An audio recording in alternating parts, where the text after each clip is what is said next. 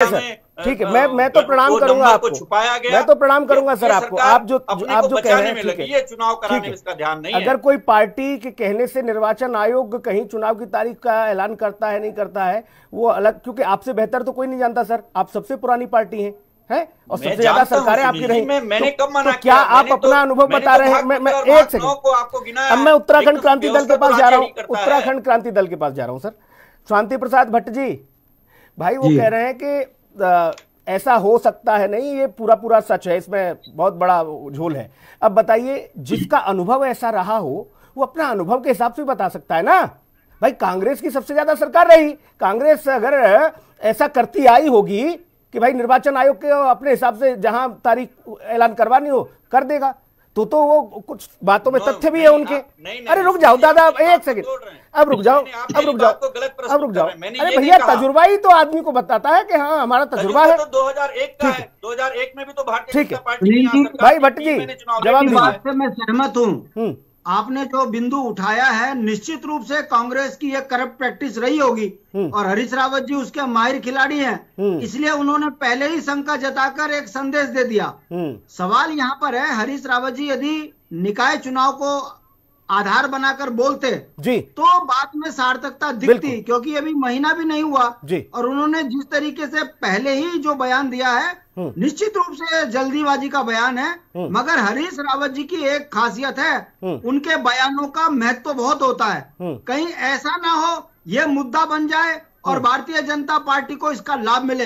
हरीश रावत जी बहुत नजदीक में भारतीय जनता पार्टी के बड़े नेताओं के साथ कभी आम खाते हुए दिखते हैं, कभी अमरूद खाते हुए दिखते हैं, कभी मूंगफली चूस खाते हुए दिखते हैं। कहने का मतलब है कहीं ये कांग्रेस के नेताओं को आईना दिखाने के लिए ये बयान तो नहीं है, इसको उस तरह से भी देखा जाना चाहिए।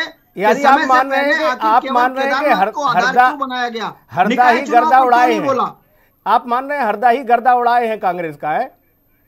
तो जहां जहां पड़े संतन के पांव वहां बेड़ा गर्क ही हुआ है भाजपा कांग्रेस का।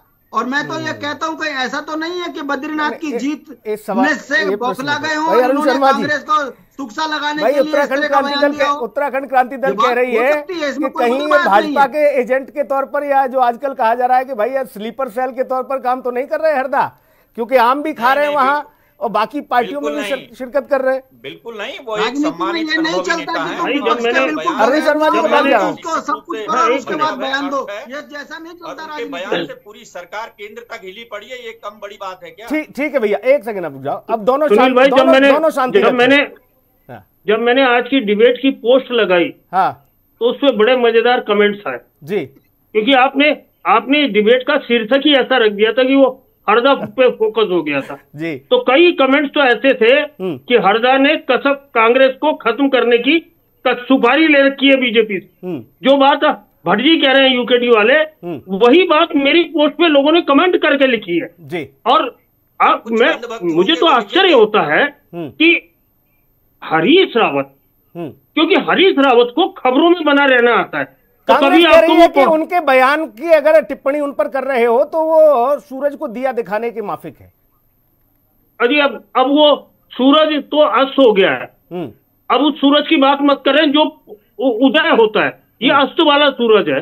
और इस अस्त वाले सूरज ने तमाम चुनाव हारे हैं, खुद भी हारे हैं, बीवी भी हारी है, लड़का भी हारा है। हाल के दिनों में 2009 से लेके आज तक इन 15 सालों में केवल एक चुनाव लड़की ने जीता है, वो हरिद्वार ग्रामीण से जी। और इस चुनाव में तो ये स्थिति थी कि लड़की भी लड़के को हराने के लिए जी तोड़ मेहनत कर रही थी।